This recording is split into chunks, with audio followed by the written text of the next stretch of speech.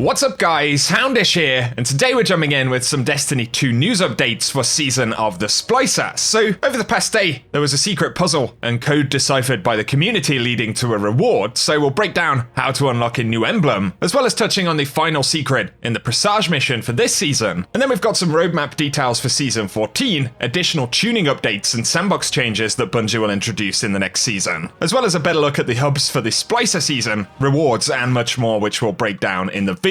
So, as always guys, I hope you enjoy this one. Be sure to give us your thoughts about the new season down below, but now, let's get into it.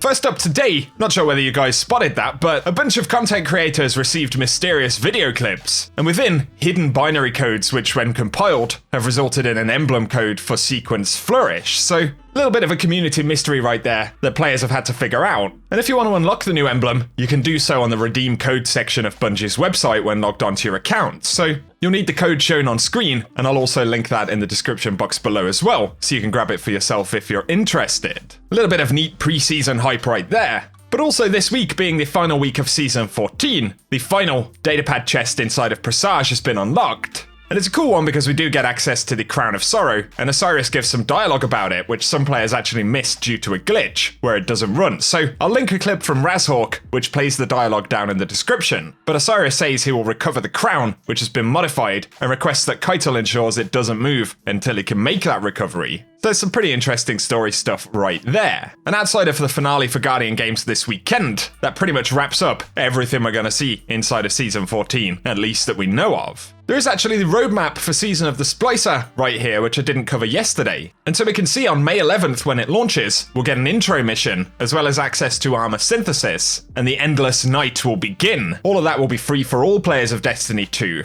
And of course, the Endless Night refers to a big component of this story for Season 14. But additionally, we are going to get new Stasis Aspect quests. These will require D2 Beyond Light, and then Override on Europa, which is the new activity for Season of the Splicer. So that's going to be pretty cool in itself. Then of course, on May 14th, we'll get the first weekend of Trials of Osiris, with the second weekly reset for the season, introducing Iron Banner, as well as the Override activity on the Moon. That is of course the week where we're going to see the Vault of Glass on May 22nd, which is a Saturday, so we'll certainly get a busier first couple of weeks for the season. But then from May 25th, we'll see the introduction of the weekly Pinnacle mission, as well as Override on the Tangled Shore. The weekly Pinnacle mission will progress on June the 1st, and then on June 8th, we see the return of Iron Banner, as well as the Pinnacle mission once again, and June 15th is when we're going to get Vault of Glass raid challenges, so pretty cool that some of those will be introduced fairly early on in the season. Those final couple of resets in June, we'll see the continuation of the weekly Pinnacle mission, as well as Iron Banner on June 29th. Then, on July 6th, we're going to see Solstice of Heroes begin, alongside additional difficulty options for the Vault of Glass. So,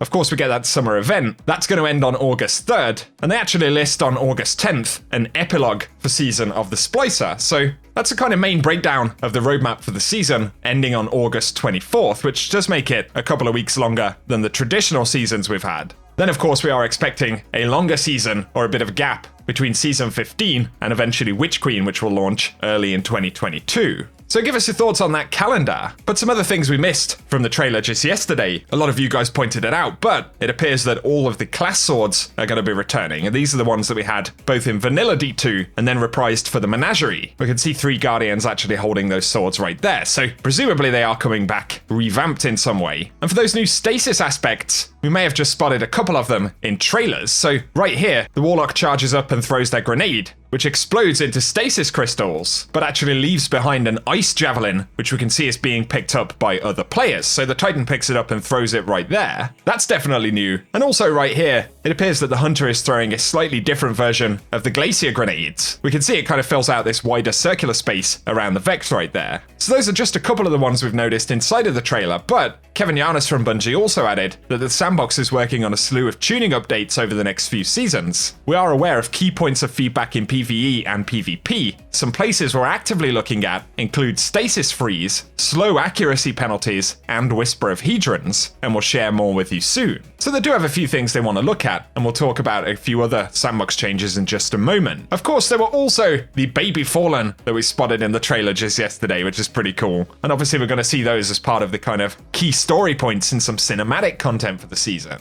Players pointed out as well that we actually see the Scourge of the Past boss room right here in one of the promo images in the background behind Mithrax. And so potentially those Fallen of the House of Light are scavenging for the tech that was left behind in the Scourge of the Past. We also know that we're going to be seeing a servitor as part of the tech in the expanded hub and the helm, so players do wonder whether this could be the servitor that was piloting Insurrection Prime inside of that raid, who knows? But obviously there is going to be a very interesting story arc right there. And we did get additional screenshots from the Bungie press release that were pretty interesting. So they include Ada's Loom, which is Ada 1's space in the tower, but upgraded right here to look a little bit like a sock factory or something, and otherwise some high definition screenshots of a bunch of the Vex architecture that we'll see in the Override activity and the Pinnacle mission. And also possibly this Fallen using Vex technology or abilities somehow. So a pretty curious mashup of things going on. And as always, be sure to give us your thoughts on Season of the Splicer and what Bungie have revealed down below. Now though, a couple of other things that are definitely worth covering from the last few days. Initially over the weekend, Bungie Help did say that due to an issue, the Warlock's Bleak Watcher aspect for the Shapebinder subclass has been disabled.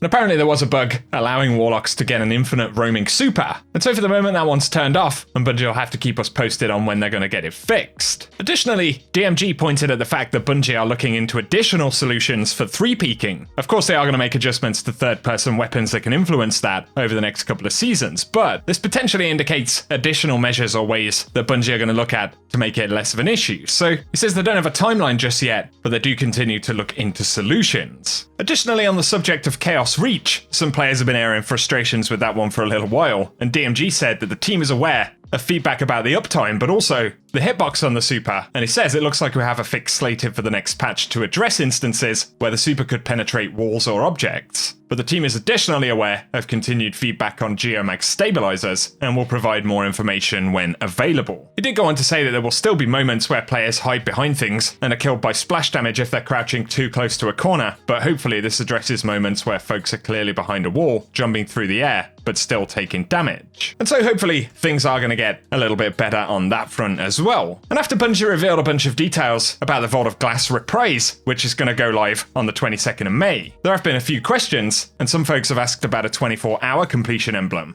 and whether there's going to be a specific one for teams that finish all of the challenges in the first day. So DMG said details for the emblem, jacket, and other Bungie rewards will be available closer to the raid date. And naturally, since the raid comes out after the start of the season, it'll probably mean an interesting TWAB the week before that actually goes live. And of course, Vault of Glass in itself is looking pretty exciting alongside the new season. So as always, give us all of your thoughts, guys. But for now, that's everything that we have to round up inside of the videos. So I hope you have enjoyed this one. And if you have, a like rating down below really does help us out on the channel. But also, if you want to be kept up to date with all the details for the new season of content, be sure to get subscribed here and turn on notifications if you don't want to miss out on any updates. But for today, thanks for tuning in, and I'll catch you all very soon.